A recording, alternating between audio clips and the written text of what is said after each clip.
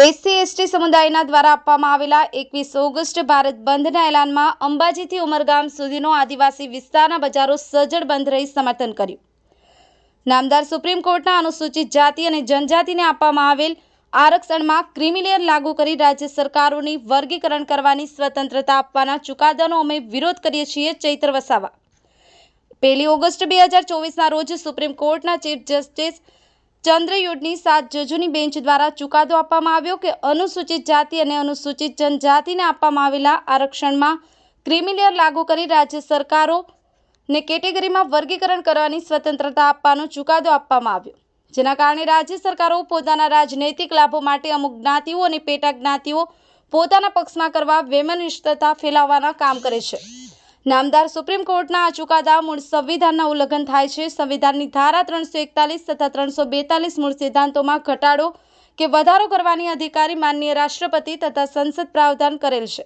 જ્યારે નામદાર સુપ્રીમ કોર્ટના આ અધિકાર રાજ્ય સરકારને આપવાના ગેરસંવિધાનિક નિર્ણયને લઈને સમગ્ર દેશના SC/STના સામાજિક સંગઠનો દ્વારા આજે 21 ઓગસ્ટ ભારત બંધને એલાન આપવામાં આવ્યું, જેને લઈને ગુજરાતના તમામ સામાજિક રાજકીય આગેવાનો તથા સંગઠનો સાથેની બેઠક મળી. આ બેઠકમાં વિસ્તૃત ચર્ચાઓ બાદ ગુજરાતમાંથી અમે સૌ લોકોએ સમર્થન જાહેર કરી અંબાજીથી ઉમરગામ સુધીના આદિવાસી વિસ્તારોને બંધ પાડવાનું આહવાન કર્યું છે, જેને પગલે આજે અંબાજીથી લઈ ઉમરગામ સુધીના આદિવાસી સમુદાય સાથે એકતા બતાવી જિલ્લા અને તાલુકા મથકો સહિતના બજારોએ સજ્જડ પાડી સમર્થન કર્યું છે.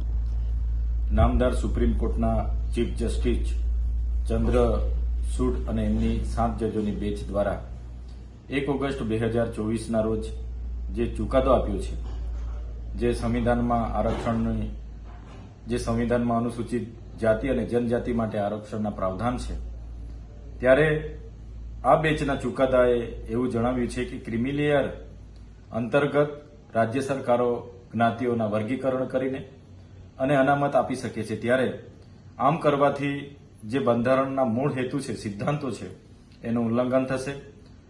આરક્ષણમાં વધારો કે ઘટાડો કરવાની સત્તા આર્ટિકલ 341, 342 મુજબ એ રાષ્ટ્રપતિ કે સંસદને જ હોય છે. ત્યારે રાજ્ય સરકારોને આવા અધિકારો આપવાથી આવનાર દિવસોમાં અમુક ચોક્કસ જ્ઞાતિ, પેટા જ્ઞાતિઓને પોતાના તરફ લેવા માટે અમુક વૈમનસ્ય ઊભું કરવામાં આવશે, જેના લીધે વર્ગ વિગ્રહ પણ થશે. એટલા માટે આ ચુકાદાનો અમે વિરોધ કરીએ છીએ. અને જે રીતે ભારતના ST અને SC સમુદાયના તમામ સંગઠનોએ ભારત બંધનું એલાન આપ્યું હતું, ત્યારે અમે પણ ગુજરાતના સામાજિક રાજકીય તમામ અગ્રણીઓ, સમાજના સંગઠનો બધા જ અમે ભેગા મળીને બેઠક યોજી, ચર્ચા કરી અને ચર્ચાના અંતે આ બંધના એલાનમાં અમે પણ સમર્થન જાહેર કર્યું હતું. અને આ બંધનું એલાન અમે પણ આહવાન કર્યું હતું. અને આહવાનને ધ્યાને રાખીને આજે અંબાજીથી ઉમરગામ સુધીના તમામ જિલ્લા તાલુકા મથકો હોય કે તમામ બજારો હોય સજ્જડ બંધ રહ્યા છે. ત્યારે આજે આદિવાસી સમુદાય હોય કે તમામ સમુદાય વર્ગના લોકોનો આ પ્રસંગે એકતા બતાવવા બદલ અમે સૌનો આભાર માનીએ છીએ. અને જ્યારે પણ સંવિધાન અને આરક્ષણની વાત હશે, ચોક્કસ આવી જ એકતા આવનાર દિવસોમાં પણ અમે બતાવીશું અને સૌ એક સાથે રહીને સંવિધાન બચાવવા માટે આગળ લડીશું. અને આજે જેમણે પણ સ્વયંભૂ સ્વેચ્છાએ બંધ પાડીને સહકાર સમર્થન આપ્યો છે, એમનો આભાર માનીએ છીએ. ધન્યવાદ.